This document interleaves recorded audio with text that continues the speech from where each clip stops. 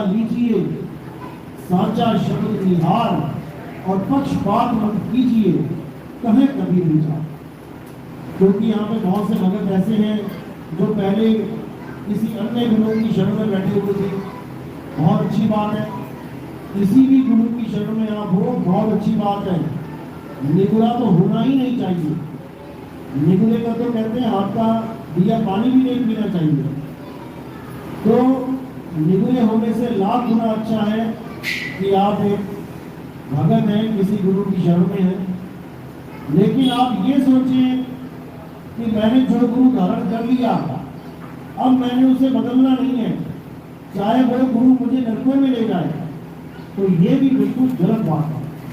हम गुरु धारण करते हैं जन्म मरण से मुक्ति के लिए, और अगर हम ये भाव लेके बैठ जाए कि गुरु हमें नरकों में ले जाए तब भी हम चले जाएंगे, लेकिन हम गुरु नहीं बदलेंगे, तो ये भी हमारे पकड़ का कारण बन जाएगा। हम गुरु के पीछे भटक में जाने के लिए गुरु धारण करके नहीं बैठे हैं, बल्कि हम अपने जीवन में परम ज्ञान तक पहुंचने के लिए गुरु को धारण करते हैं। और ये जल्दी नहीं है कि पहला ही गुरु आपको ऐसा मिल जाए कि वो आपको परम पिता परमात्मा से मिला दे या उसका रास्ता बता दे, ऐसा जरूरी नहीं है।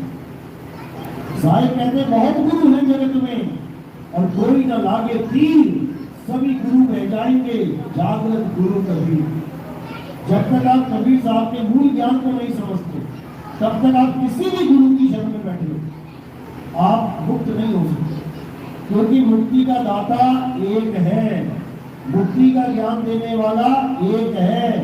ये घर घर में पैदा होने वाला ज्ञान नहीं है कि कोई भी थोड़ा ध्यान किया, भजन किया, आंखें बंद करके बैठ गया और उसको ज्ञान हो गया और वो गुरु बन गया। आधे पंथ तो ऐसे चल रहे हैं, मनमुखी साधना से अपने मन में जो आया उसी को सबने मान लिया, इसीलिए सब बंधन में फंसे हुए हैं। लेकिन कबीर साहब बिल्कुल साफ समझाते हैं कि गुरु मेरे सभी बड़े अपनी अपनी ठौर। चलो ठीक है, कुछ ना कुछ तो बता ही रहा होगा, थोड़ा बहुत तो आगे बढ़ा ही रहा होगा, लेकिन वो पूर्ण गुरु नहीं है। पूर्ण गुरु कौन है? शब्द विवेकी पार की सो माथे का मौत।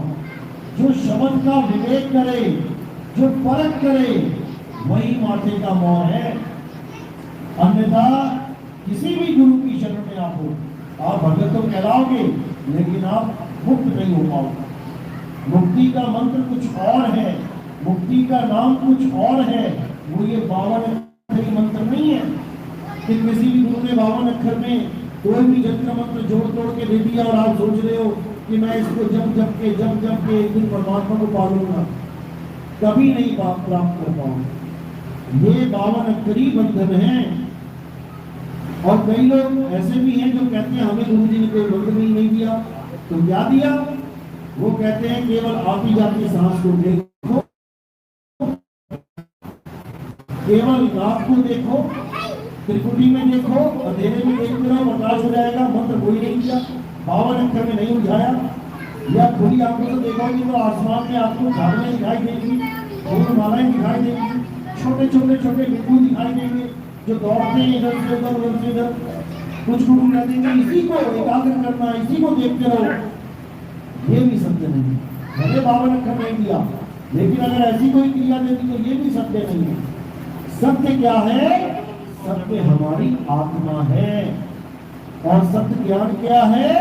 आत्म ज्ञान ही सत्य ज्ञान है।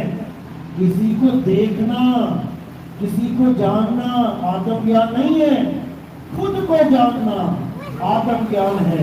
खुद की आत्मा को पहचानना आत्म ज्ञान है। जिसके लिए साहिब ने बोला, जग में नींद प्यासी तुम देखत आवे हासी, आत्म ज्ञान बिना नर भटके, कभी काबा कभी काशी। आत्म ज्ञान बिना नर भटके, किसी और का ज्ञान नहीं, अपना ज्ञान हो जाना चाहिए। और अपना ज्ञान कब होगा?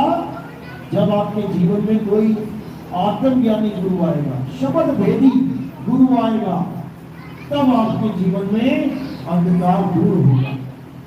उस गुरु की पहचान शब्द का भेद बता दे, एक छुड़ावे एक लखावे तब प्राणी निज भर को लावे। यानी 52 अक्षरों को छुड़वा दे और आदि अक्षर रूपी आत्मा का लखाव करा दे, तभी आपका जन्म सफल होगा। अन्यथा ऐसे ही ये जीवन जी के आप चले जाएंगे, आपको रास्ता मिल ही नहीं सकता। तो साहिब कहते हैं लोगों कहाँ ढूंढे बंदे, मैं तो तेरे पास में खोजी हुए तुरंत मिल जाऊंगी एक पल की तलाश में। ना मंदिर में, ना मस्जिद में, ना काबे कैलाश में, ना मैं जप में, ना मैं तप में, ना मैं उपवास में। तो साहिब ने बिल्कुल क्लियर कर दिया कि मंदिर मस्जिद गुरुद्वारे ठीक है, हमें एक संकेत देते हैं कि भगवान को याद करो, परमात्मा को याद करो। इस जन्म को जो तुम्हें प्राप्त हुआ है इसका लक्ष्य क्या है, उसको प्राप्त करो। लेकिन ये नहीं कि मंदिर में भगवान है या मस्जिद में खुदा है या वाहिगुरु किसी गुरुद्वारे में रहता है, ऐसा बिल्कुल नहीं। ये तो हमें याद दिलाने के लिए गली गली में बने हुए हैं कि भगवान को याद रखो, गलत काम मत करो, हर काम का फल मिलेगा। इसलिए अपने कर्मों को सुधारो, परमात्मा को याद करो। लेकिन हम लोग अज्ञानी, हमने क्या कर दिया, हमने पत्थर को भगवान बना के बैठा दिया मंदिरों में। मूर्ति रूपी पत्थर से